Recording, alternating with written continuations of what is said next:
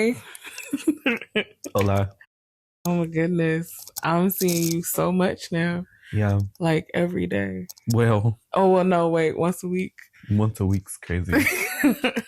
I'd love for the cat to come back. Her I running. miss me so. Yeah. Like, I have never been a cat person, but it truly Yes. is. Hi, pretty girl. And the way she loves me the So needed. most. Whatever. You see how she hasn't moved because I'm petting her? Oh, exactly. But you see how she's like toward me though, right? The love's over here. Mm-hmm. Yeah. Okay, so since you are the embodiment of love right now, because this cat is Living for this right she now. loves me more though. That's okay. Sure. Okay, so what scares you about love right now? That's an interesting question. Yeah. I'd say right now would be how healthy it is. Like being in the relationship that I'm in. You having fun? I'm having fun. Yeah, he's having fun. All up in my face too. I'd say it would be the support, the consistency, like the effort and like actual genuine effort. Um, that's being reciprocated kind of so simply, like without this, oh, I don't know how to do that or I can't do that. The conversation's more, okay, how do I do that?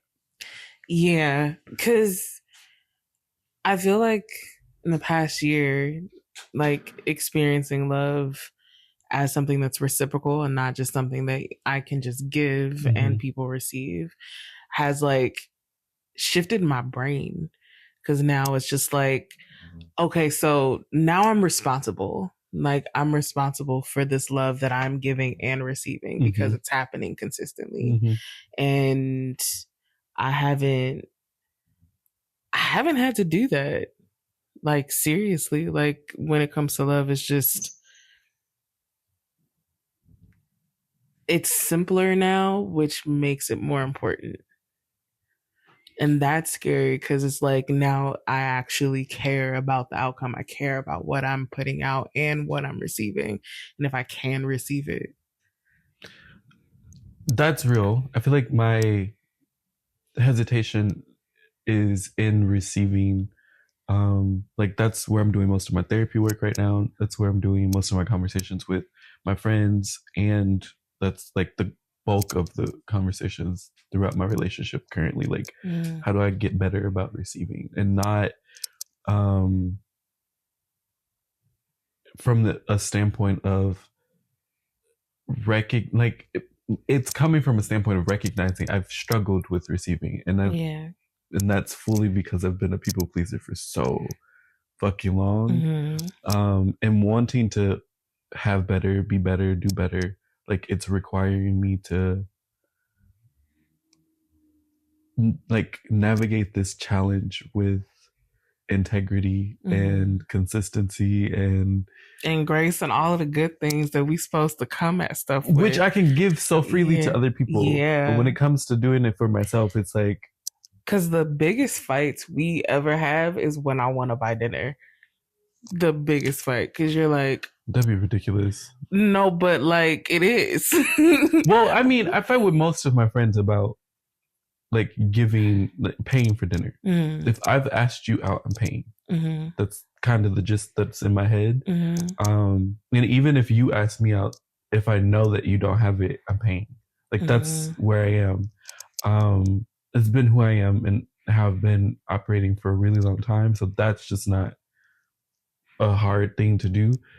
It's when I know a friend's in an equal standing with me and they can give freely, where I'm like, shit, now I have to struggle through receiving. And that may not feel comfortable in that moment. That may not be easy or something I want to do, but it's something I kind of have to do with respect to the relationship and this person now being able to reciprocate and wanting to. Yeah. Yeah, that's been some hell. There's a new type of hell right there. Just receiving love. Which is crazy. It's really difficult because we live in a world where it doesn't happen enough for us to be able to be well practiced. Yeah. I feel like outside of like familiar relationships and some really toxic relationships, there's not been a solid example of like how to be this person who can give love but also receive it. Mm-hmm. Like from family examples, I've been able to see people give mm-hmm. and then be upset at people not being able to return. Yeah. And that having to be something that they're healing and changing from within themselves, to be like, well, I can just be this person who doesn't accept or expect to have love reciprocated. Mm-hmm. I didn't want to be there. And then in the toxic relationships I've had, it's the me giving, and then having to recognize, oh, I'm depleted. And like being around this person does not fill me up. I'm more depleted. Yeah. And so in having to do both of those things, it's like, oh, well, what do I want for myself? And then asking that question and like shifting my relationships toward what I want. It's been this enormous struggle of, oh, I thought I wanted this. Now here it is. And I have to change. You have to work for it. And that's like, I hear so many people talking about the work. I got to do the work. And the work involves swallowing your pride because your partner wants to cheat or do something wild and you have to like deal with it. That's the work that I hear in like the zeitgeist. But in reality, receiving love is just like, okay, someone sees you. Someone sees that you need help. Mm-hmm. Someone sees your good days and your bad days. Mm-hmm. And they also think it's pretty cute. They like that. Cute's crazy. But I'd say, wanna, they want to be there. Mm-hmm. Like they want to show up consistently, and then showing up consistently. It doesn't have to mean anything beyond them showing up consistently, mm-hmm. but it's them wanting to do that, mm-hmm. and them wanting to do that from like the goodness of their heart, mm-hmm. not because you've asked them to, not because you've trained them to do that, but not because they think they're going to get something in return. It's just simply love. Because, yeah. Which has been such an interesting journey because both me and my partner have been in this position with each other where there's this difficulty of wanting to be the like person giving all the time because that's what we're used to, and then we have to stop. And then we have to like recognize within each other. Sometimes it's a calling out to the other person. Hey, I see that this protective behavior of like not receiving because that's what you're used to popping up. And I'm not the person from your past. I'm not that history lesson that you're going through and replaying in your head. I'm me right now. We're here right now. And this is what we're doing. What do we need to do to be present? And I know I keep talking about somatic exercises, but it's really because that's been such a foundational like experience to help transfer me to being this person able to receive love, like having to take that moment to breathe, take that moment to recognize where my body is, in order to be able to be like, okay, to like I'm safe right breathe. Now and I can accept this. Oh yeah. That's intense. It is. Oh my God. That was me and my boyfriend's first date. In the fucking rain, looking y'all at... be so cute. It really do be getting me. Every part of our relationship is iconic. Our first date was us going to a Galleria, the Andersonville Galleria. There was a bunch of art all over, and then we decided we were going to, like, we looked through some of the art, but we decided we were going to go to the thrift store. He heard my stomach growling. He was like, "Are you hungry?" I was fucking starving. We went into a Jimmy John's. He paid for it. I was like, fuck is she paying for it for? From there, we ended up going to a thrift store. Like, this is just back to back my favorite things happening. And I'm like, all day. Well, and then I bought a couple of things. And then it was okay. I don't necessarily want this date to end. Can we walk around and talk for a couple hours? Mm-hmm. We ended up walking around for like 2-3 hours. It started raining and everything. For those people who know me, the rain and the smell of rain is everything for me. Yeah. And so we were drenched because it rained literally until we got back to my car, but we were drenched. And it had been us talking about life and about each other and about like our past experiences with people, our family upbringing, the struggles of like being able to be in love, understanding what love is, how it's not just this feeling or sensation or this like chemical thing that we think of, and it's this active practice of showing up. And then we kissed for the first time as we stood under this tree with the book next to it as it's raining. The tree got lights in it. It's lights decorate the most. It was so pretty. You came home, you were like, I'm in love. And now we're here. Cause it was just like it was so much of what you needed in that moment. Yeah. It was all of the my favorite moment of that entire day was as it was raining and right before we kissed each other. And the reason we kissed each other is because of this moment. He goes, "Can you hear that?" And I was like, "The fuck are you talking about?" Hear what? I hear everything. And he was like, "No, shut up and listen." And so it was a needing to like silence my mind, quiet the distracting noise of the city around us, and just listen to the rain hitting the leaves on the tree above us. And that's what was like, oh, now I have to kiss you because you literally forced me into presence. And as much as I thought I was present that entire time, and I may have been in certain places and periods of that, being present in that moment specifically, the rain hitting the leaves, this golden light, this golden leaves on the ground, because it was fucking October. It was gorgeous. It's literally perfect. I was like, yep, you're getting kissed. Cinematic. And so we ended up kissing and we pulled back, looked at each other, kissed again because like the moment was just that perfect. It literally was both cinematic and unplanned. And we were like, wow. Every date from then has been us unintentionally being like bringing each other to presence. So you could definitely come into the conversation too. We're so here for it. Okay, so is this like because for me, like there's a version of love or there's like a time where I have been loved. Yeah, the distraction of a cat will always get me. Period. She's so pretty. She's a pretty girl.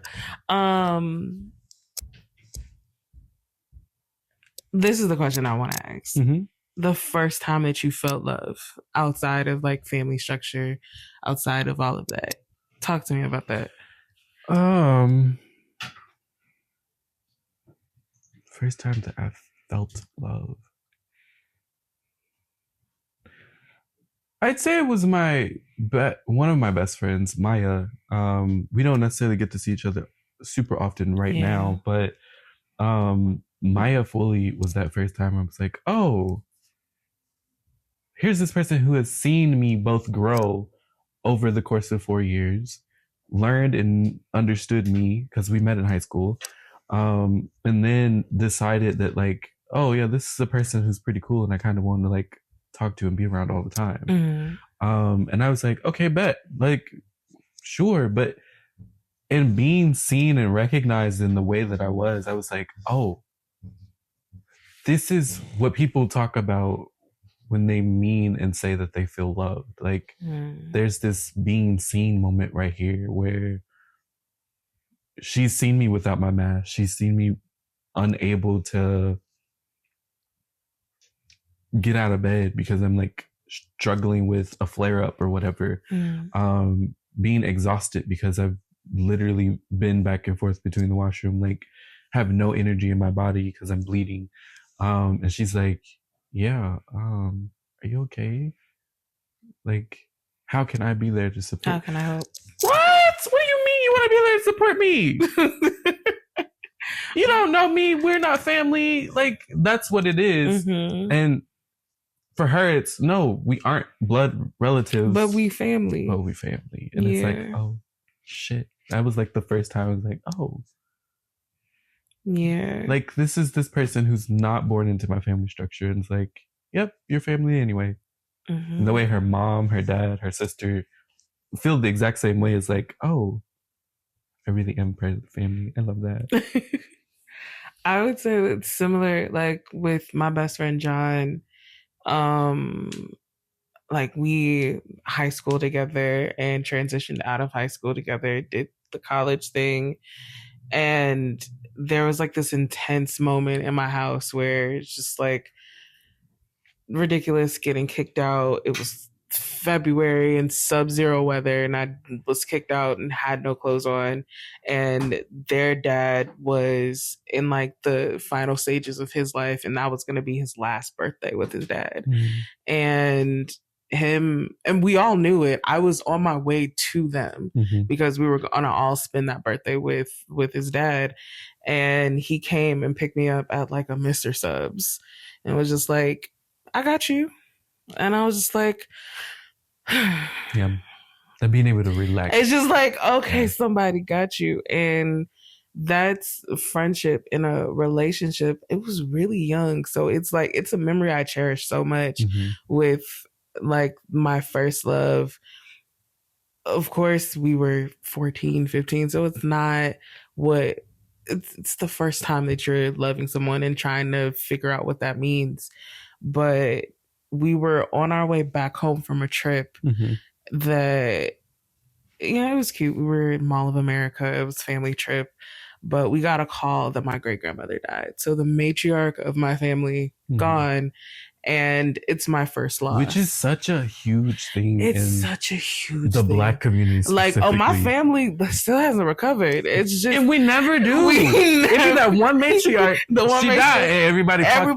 Fuck you. I hate you. I've always hated you, and it's just like, wait a minute, what happened to the? And then the family's sense of love breaks down. We don't have dinner together no more. What's a Christmas together? A Christmas, a family reunion. Oh my God.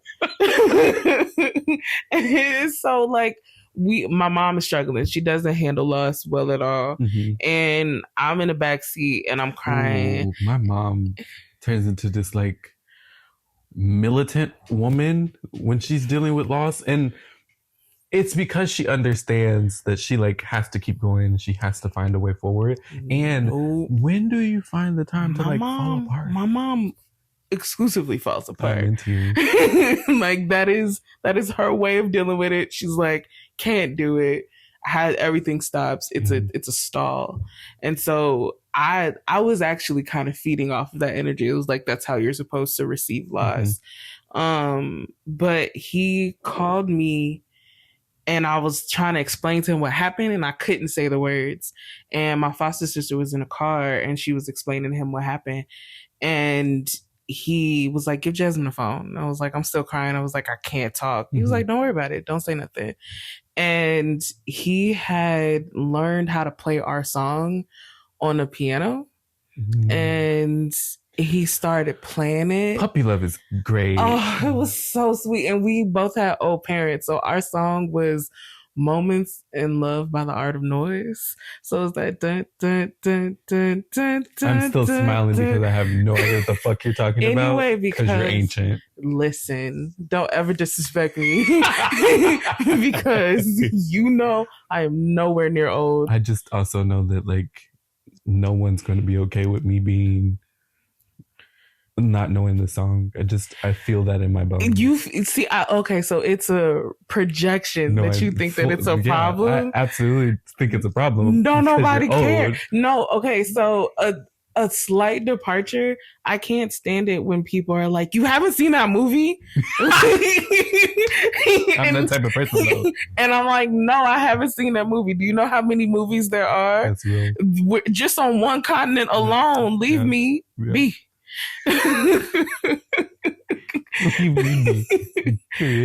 it's just like, so that was so sweet for him to just like take up that space. It was like, you don't have to participate. I'm just gonna love on you in this moment.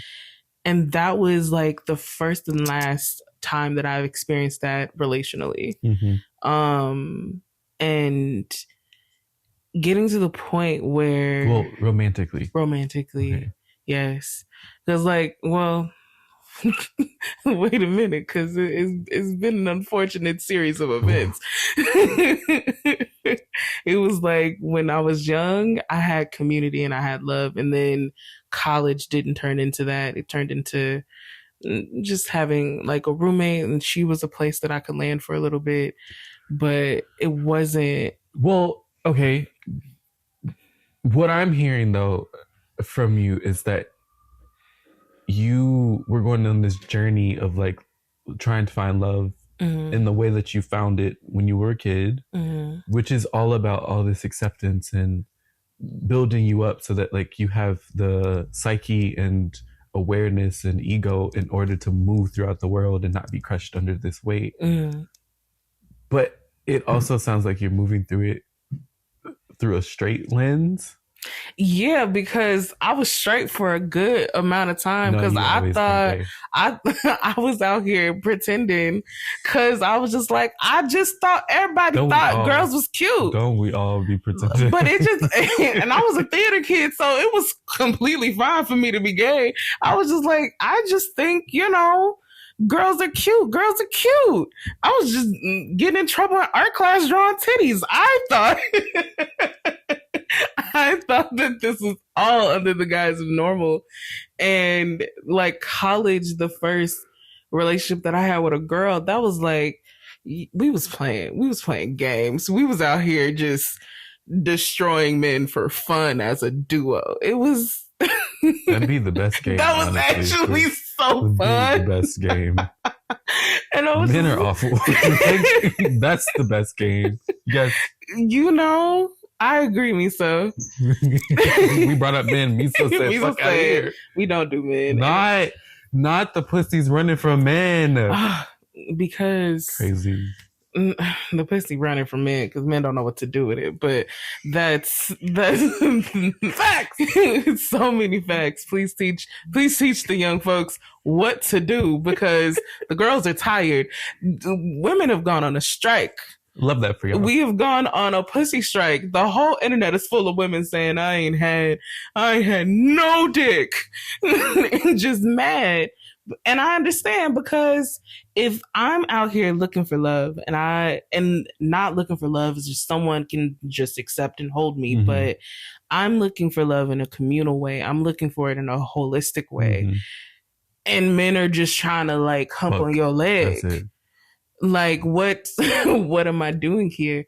So when I do say teach the people, one of the most interesting things that we've discussed is your radical love. Yeah, I love talking to people about it's my love. Favorite thing. I remember first bringing it up with my therapist and her being like, oh, yes. Period. That makes sense. Yeah. Like, right.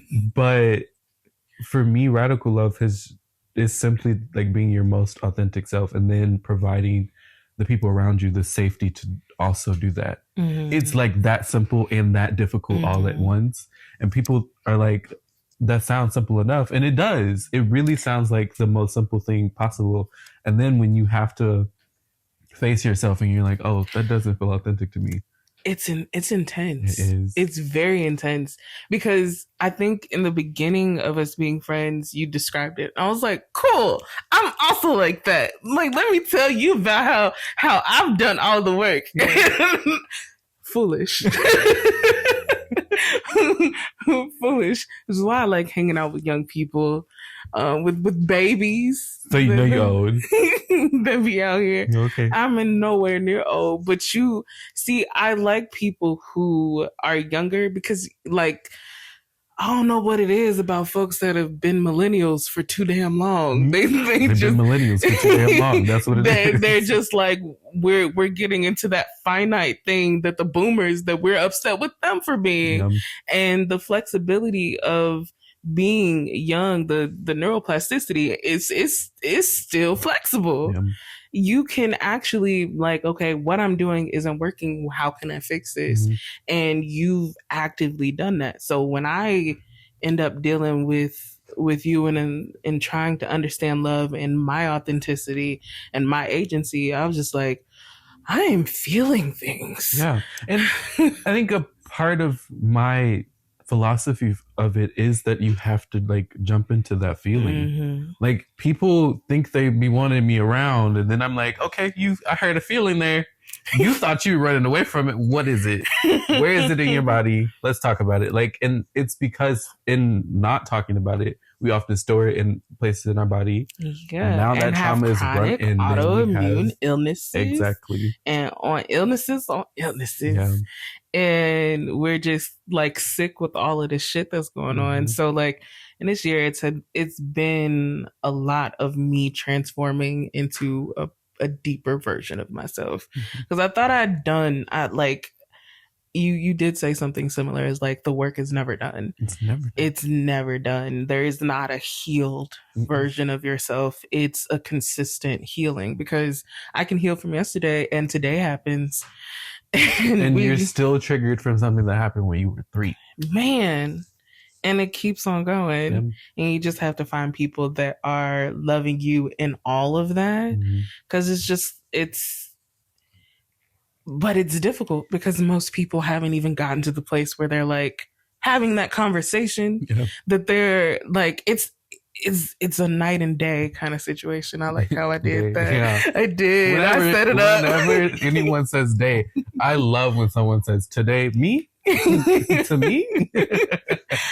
No, like talking about you to my sister has been like the activeness of us using the word day is so funny because we keep calling it out. No, I love that.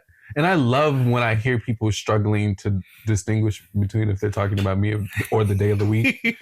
And it's like, now you have to be present because what were they talking about? Use context clues. So you're just actively making people exist. Yes. Which too many people are out here just doing and not being. And like that's the struggle that I feel that love is going through. Like people are doing the actions of love, but not embodying it. Like they aren't waking up and being in love. And being in love starts with you. It starts with how you wake up. Like, how are you waking up? Yes, you may need some extra sleep, but how can you be kind to your body prior to X, Y, and Z, and then like do the work to loving other people that same day? Like, there's a friend of mine who wakes up every morning, is pissed because they spend all of their time like up. They are this night owl, but they have a day job. And I'm like, do you see how that does not work? How you didn't get any sleep. Would sound so much better if you could have a nighttime job. Like that third shift would work perfect for you because that's when you're naturally up. They decided that they were going to do that switch to the third shift this past year after us talking about it for like 5-6 years. And the way that they enjoy life so much better now because that one act of kindness of like, you wake up pissed every fucking morning, you make it everybody else's problem. And it's because you aren't being kind to yourself. Like, where's the self-love that would help you be able to give out more of that? To give more of that. Because like creating the space to love yourself is a very interesting thing. Because it's like, how as a black woman, as a black woman, as a black queer identifying woman, as a black queer identifying woman who is an artist, who is in spaces that are amazing and also in spaces where the money ain't coming, but it's spaces where the money is there. And there's so many different levels of that. And also wanting to be someone that's helping everybody, someone that is a part of a community that is loving and caring and trying to receive that. All of those things. Basically, and this is what I was getting at earlier, this sounds, the way that you were thinking and conceptualizing love is kind of queer coded. And I love when I hear straight people specifically identify with this type of love, because I'm like, you're a little bit of queer. Like, as much as you like to think that you aren't, you are. Because the fact that you're so community focused or wanting to be community focused and like giving and really intentional about like talking and being and making sure that your community is as good as possible comes from a collectivist mindset that is pre-colonial, like pre us being brought over on slave ships and all this other shit. And it's real focused on making sure that people at their base level is okay. Yeah. The reason that is queer in essence is because it's so against patriarchy and white supremacy, which is all about being an individualist and like making sure that at the bottom line, your bottom line is good. Like, you're good. You and your household's fine. Not the neighbor across the street who ICE is fucking harassing and have been for like 3 weeks. Child. Yeah. Yes. Talk about it. Yeah. Because when it comes to love, like visually, it is a brownstone. Hi. It is a brownstone where I'm up top and I cook for 50 people, and and it's people downstairs that come upstairs and grab something to eat. It's people down the block that if they kids want to grab some food, but that's my great grandmother. That's Dorothy Brown down. Like, my great grandma did the exact same. My family hated to an extent because everybody in the fucking community was like, she gonna feed us. She gonna, like, my great grandmother invented sloppy joes, and somebody came over to the house and took it and sold it to Campbell, and she still cooked for people. I just want to put that out there. I won't never stop talking about it because our raising in the sun was so upsetting. Facts though, that'd be how it be. Yeah. I feel like a lot of the love that we were raised on idealizing, we didn't understand the work that it took to get to that point. Like, it requires that you find the joy in the small moments instead of like only recognizing, only accepting that there's struggle. Like, struggle love is not the mood. It's not the move. It is not. And why is it something that only Black people are supposed to just like? It's supposed to suck and then you die. Yeah. Like, I don't like that. I refuse it every time I hear it. Which is also why I've taken a sabbatical. I love a sabbatical. I take a sabbatical from work. Y'all trying to 9 to 5 me to death. I'm gonna leave that alone. The money will come. Niggas ain't shit. I'm gonna go ahead on and call a sabbatical. Just like shut down shop. No one's here. In tears. No operation. Gandalf, none shall pass. And just sit in that, because it's like, if no one is going to come correctly, why am I participating? No, fully. I feel like the miso's creeping around and it's really taking me out. She ain't never experienced no struggle love at all. Never struggled at all. I actually really love that for her. I think the acceptance of struggle love in the Black community is us trying to replicate what we think was going on during the 60s, especially because we get to hear about all the stories now. We get to hear that MLK, Malcolm X are out here wilding and their wives still accepted them. Their wives still accepted them because, because you couldn't get a credit card until the 1970s, babe. Couldn't open an account. Right. I was like, I can't go nowhere. What I'm going to eat? It's like, you have to recognize where they were in the times. And yes, Malcolm and Martin Luther King were great people. And did great things, but the complexity of a human being has to be acknowledged. And we also have to acknowledge that we don't know all the conversations, all the fights, all the arguments, all the like hard work that went into making those marriages work. Because men out here talking about I want a Coretta and ain't no king. It's crazy. Right. It gives, there she goes. It gives, are you doing the active work to recognize your flaws, the problem areas that you have? Because if you aren't, then having those conversations won't ever work. Like, there won't be any joy that comes from being in love, because they're like, all those hard moments are like the end all be all. Like, you've just accepted that nonstop, which is why I also hate situationships, because you never get to have the legitimate, solid conversations that then get to build relationship, because there's this hyper focus on, well, I'm just doing me. Because situationships need to stop. They do. And it's like, it's the idea of casual sex, like, let's play tennis. I'm here for that. I'm here for that. I mean, when it comes to like, let's physically express ourselves. But when it turns into a compartment that you can only have sex with me, you can't know who I am, you have to pretend that you don't care. Like, I also don't like existing in like loving spaces or spaces that are meant for love and not being able to participate in it.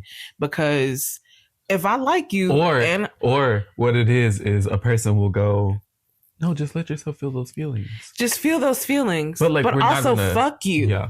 But I'm still gonna do what I want to do. You still feel those feelings. Tell me about those feelings. I feel those feelings too. And then the oxytocin is all up in here, and now I'm attached to you. And you don't care about me as a human being. How did we get there? Yeah. Because I want a harem. I want a reverse harem where we all hear how you still sound like you do all loving each other. Sure. Go ahead and be poly. Go ahead and be poly. But it's the I feel like that thought is super pervasive, and there's not enough really concrete conversations that are happening. And okay, how do we make this work then? You hear that I have these feelings for you. You say you have these feelings for me. I want you also to be able to do whatever you want to. And I need certain assurances for myself. If I can't get those, I do have to leave. It's going to hurt both of us, and I still got to And go. that's the part of the equation nobody gets to. I have these feelings, therefore I have these needs, and an action needs to happen then after. Because if I'm having all these feelings and you're not reciprocating, now I'm hurting myself. This is self-interest now. But I still want this thing for you, so I'm going to stay here hoping that there's some sort of adjustment. And that's not fair to anyone involved. So it has to have like this ending. And ghosting needs to stop happening also. Because oh, no, I'm a huge proponent for ghosting. I'm big on, hey, one day and fuck you the next. Which is ridiculous. Let you do some stupid shit that pisses me off. How are we so like attuned to who we are as people? Still attuned to who the hell I am. And I'm a ghoster. I'm not gonna lie. No. Exactly. Because that was some fuck shit. Jill Scott said my knife like a ninja. I don't need you to do any conversations. I don't want to hear what you got to say. I don't want to hear the reasoning at all. I just because it don't matter. I didn't feel good. Bye. That was it. That's it. That was enough for me. And you knew you did some fuck shit. That's typically what it is. People know when they're doing the fuck shit. People still stay because they're like, well, one day they won't do the fuck shit. One day they won't do the fuck shit. No. What did Angela say? She said, people gonna show you, when people show you who they are, believe them the first time. The first time. And I'll be saying that and be like, okay, but maybe they're gonna be different. And that's like your mama, right? He's a good man, Savannah. He's a good man, Savannah. Fuck that man, Savannah. Fuck that man, Savannah. And it's just like, that's why the sabbatical happened. Because I was like, ooh, all that trauma that everybody else had, like my great grandmother, love her down. And she is like the core of what I'm trying to get back to. But that man, I love my great granddaddy so bad. And there's a story that I'll no, it's okay. You ain't got to and it's just like, it's like, wow, that's how it happened. And then my grandmother, and that's how that happened. And then my mama, and that's how it happened. I was like, ooh, I just need to refrain. No, but that's an important, I think that's a really, really vital and important part of understanding like good love. All this excitement aspect of it kind of disappears, and not in a bad way. Being in co-regulated, so first when you're in a regulated state within yourself, you're like, you then can parse out what is for you and what isn't. You are better able to accept when something like their time's up or its time's up, and can release it. knowing that whatever comes next is going to be even better. Like being able to be in that regulated spot for yourself is great. Mm-hmm. When it then comes to love and loving other people, being able to be in co-regulation is going to also be boring. I live for boring. I want it so bad. There are exciting parts that still pop up, celebrating a birthday, a promotion, X, Y, and Z. And the difficulty of like the toxic shit don't have to exist anymore. You don't have to be in this, oh, but he got great dick. Okay, love that for you. And you weren't happy that entire fucking time. We're having a good time. So why are we staying around? Because I think the issue is that good dick comes so few and far between. and that's the problem. No, you can't, because you be out here giving God tier dick to unsuspecting civilians. Well, yes. As Lenny would say, well, yes. And I'll do it again. It will. Actually, well, no, I won't. Let me stop playing before I get my ass beat. Again, one person. Yeah. That person gets all of that insanity. Of I have mercy on his soul. Love it for him.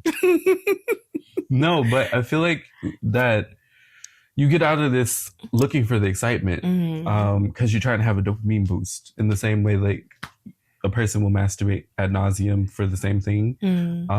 You allow yourself to sit in the emotions that are not comfortable, that are boring, that are exhausting, like that require you be sleep for 20 hours out of the day because you need to recoup from them. And then you recognize, oh, actually, I don't need all of this stress from having someone who like is not going to meet my needs regularly, is not wanting to be compassionate or considerate at all, is not recognizing when I'm off. Like something about me is just off. Yeah. Oh, I've been talking this entire time. I've been quiet for the past 25 minutes. Something happened.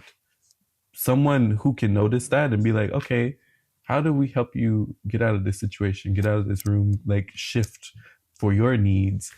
That's boring. It takes boring work to get to that point with someone. That is a dumbass, boring ass conversation. Yeah, that was me being overstimulated. And when I get overstimulated, I kind of shut down. Thanks for letting me know that.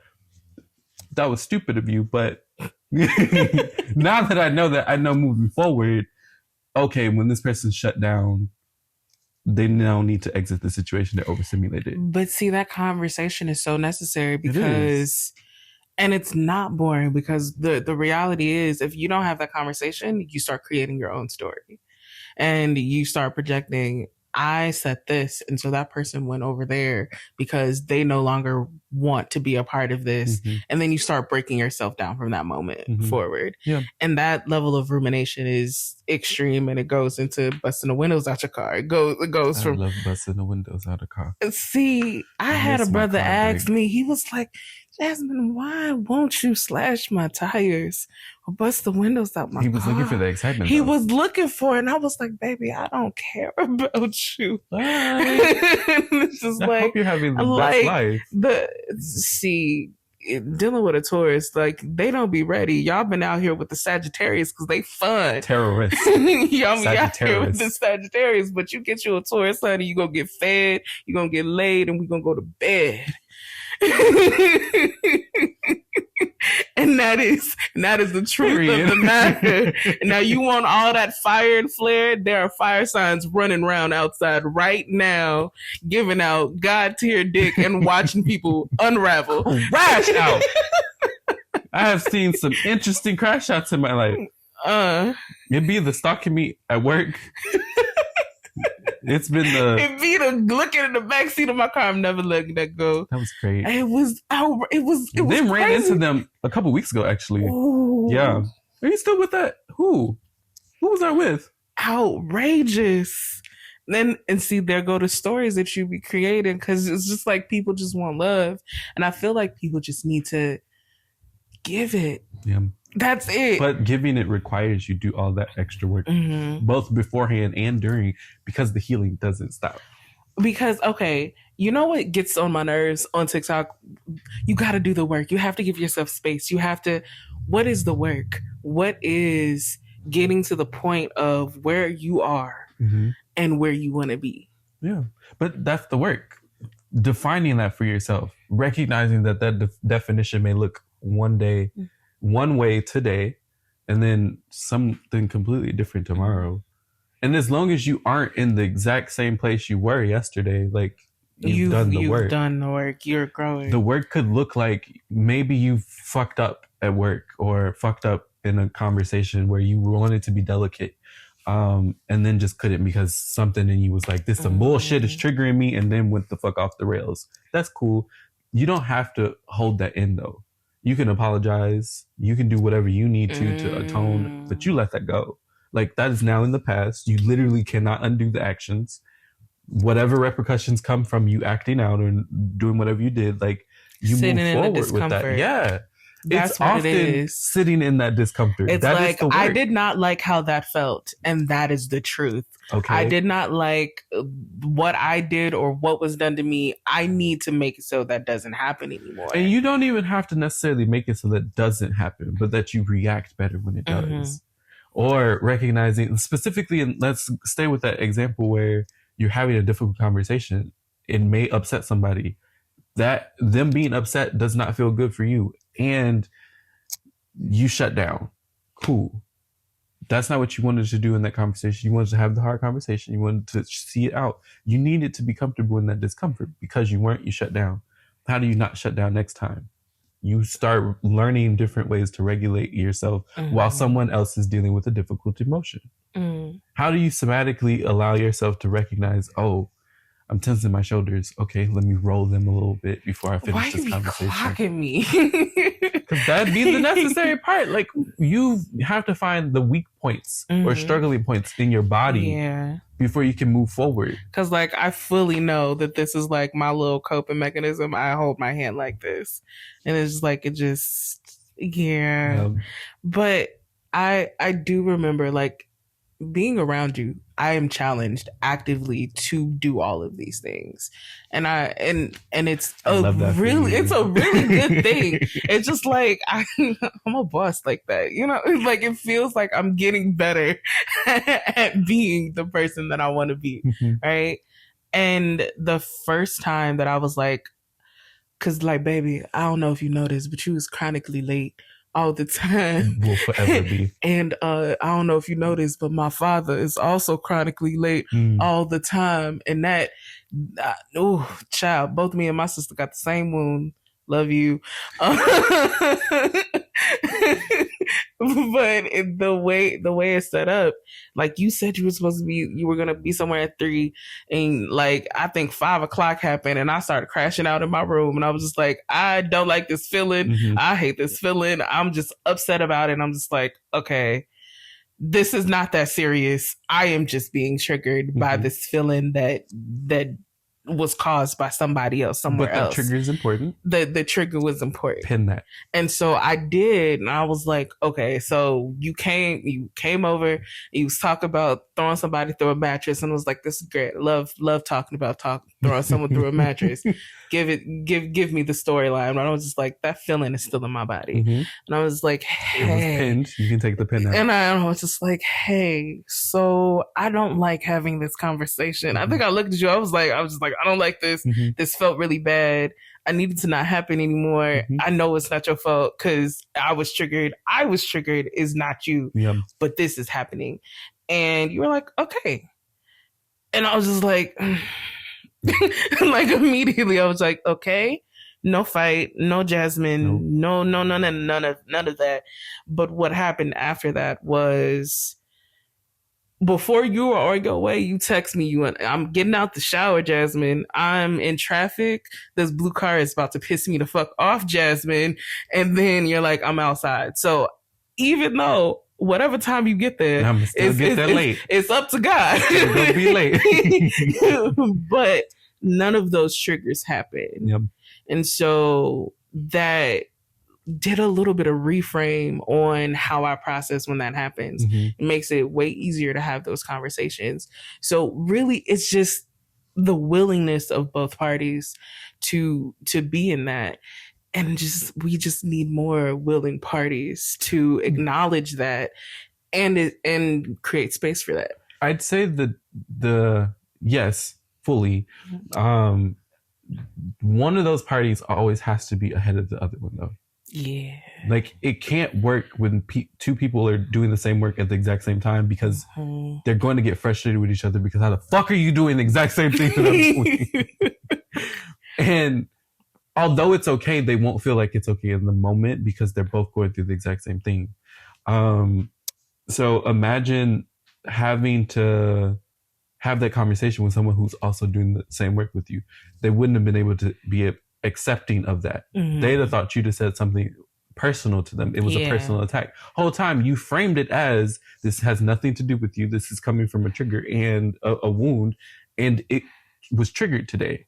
I was able to be like, okay, thank you for letting me know that this comes from some, like, I can hold space for that. I can respect that the way that I do show up has caused that trigger today, and how can I help you move forward?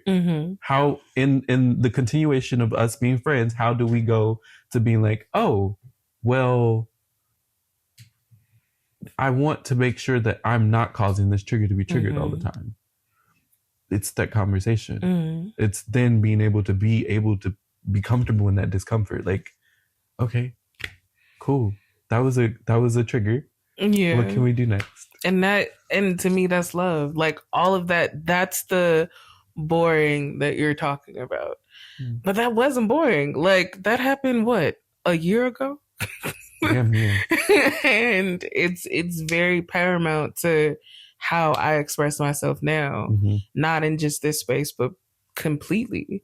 So love is transformative in a way that it just, I think I've said it multiple times. It makes me more me. It gives me more space to exist and to not be afraid or to move through that fear, because I was also terrified of having that conversation. That trigger was hard, but bringing it to you was harder. Yeah. Because it's just like, what, you never know how someone's going to react. You don't know what's going to happen. And then all of those past experiences are present in that moment. And what do? You are hoping that there's love in that space. You do the shit scared. Yeah. You got to. Like, at any point in time. And love is scary. That's why openness is like what scares you about love. And the truth of it is being in it. Yeah. It's experiencing it, and the fully the being of it. Like, recognizing that it's this active way of being. It's not just this idea or this foreign concept or this chemical equation that's happening in our body. It's, I'm choosing to be consistent, choosing to be caring, choosing to be intentional. Like, that active choice is the, like, being in love. Yeah. Yeah. It's great. I love you. I love you too. So we talking about somatics and how that helps process in my body. I want to feel where love feels in my body. How do I do that? I'd love if you start by closing your eyes. Okay. It's a necessary part of, like, trusting yourself. From there, I'd say start body scanning for yourself. Feel the places. If you're going for the love feeling, feel the places that feel warm. So, like, you start at your head or your fingers or your toes and kind of navigate through your body. Where do you want to start? My chest feels warm, like here. Okay. All right. So, like, from that chest area, scan outward to your arms. Like, try to spread that feeling if it feels warm there.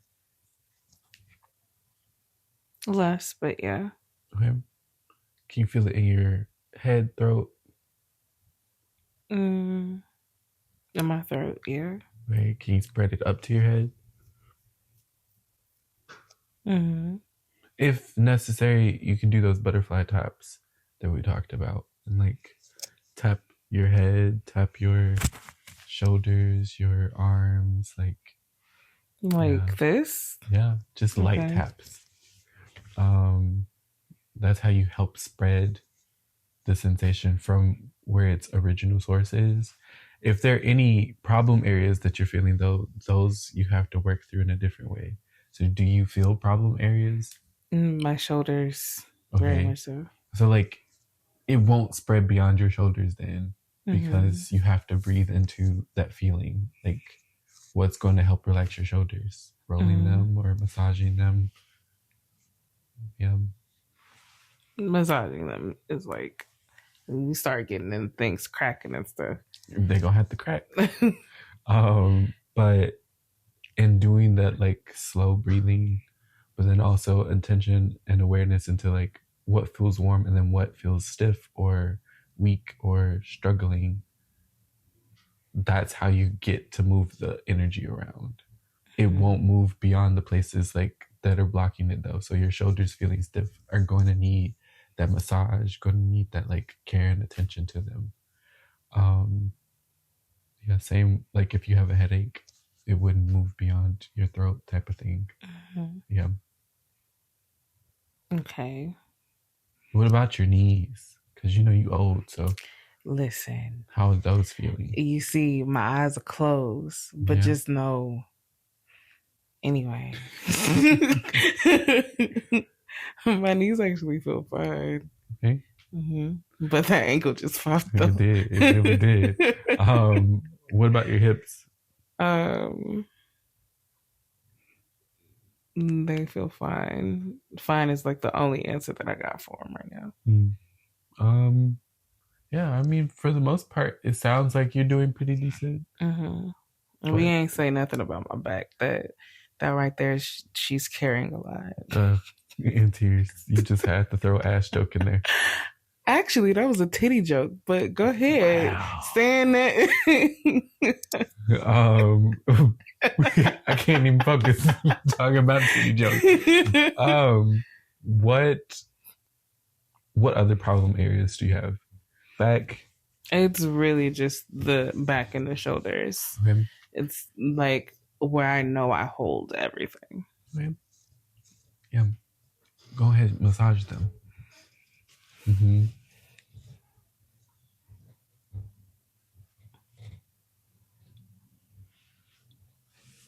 Okay. I'm trying to stay away from the mic, but yeah. Valid. But other than that, like take 3 deep breaths. Breathe in, hold it, breathe out. I couldn't hear you. Do it again. Breathe in. There we go. Hold it. Breathe out. Yeah, that was a deep breath. Breathe in. Hold it. Breathe out. Okay. Great. How do you feel now? Aware that I'm talking to a dom. As always.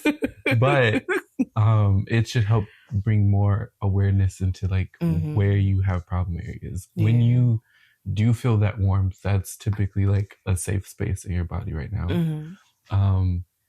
Pushing into like these problem areas is how you recognize what support you're needing, and then you can also understand what you're carrying around. So like if it's shoulder stuff, okay, what responsibilities are you holding? If it's back stuff, still same responsibilities. If it's head stuff, what's clouding your judgment in your like mind? If it's your chest or your throat, you're not speaking what you need to. If it's your chest, something's weighing on your heart, like or you feel a blockage in love. If it's your stomach and gut, something's making you nervous. What is it? Like there's different, because everything is an energy center. And normally when I'm like anxious, it's all right here. Dealing with stress and like whatever it is, it's definitely in my shoulders and in my back. But yeah, I think I'm getting more connected to my body, like that we're doing these somatic exercises. That's great. But it's new, and finding the language around it is also new. It's going to be. I love ATLA because it's the reason I started getting into recognizing somatic things going on in my body. Mm-hmm. Yeah. Yeah. That and therapy. Yeah, that part. Yeah. But next time we come over, we're gonna get into how you know how to get into somebody's body, because the way you just walked me through that. I'm the saint of sluts, babe. And we're gonna get into it.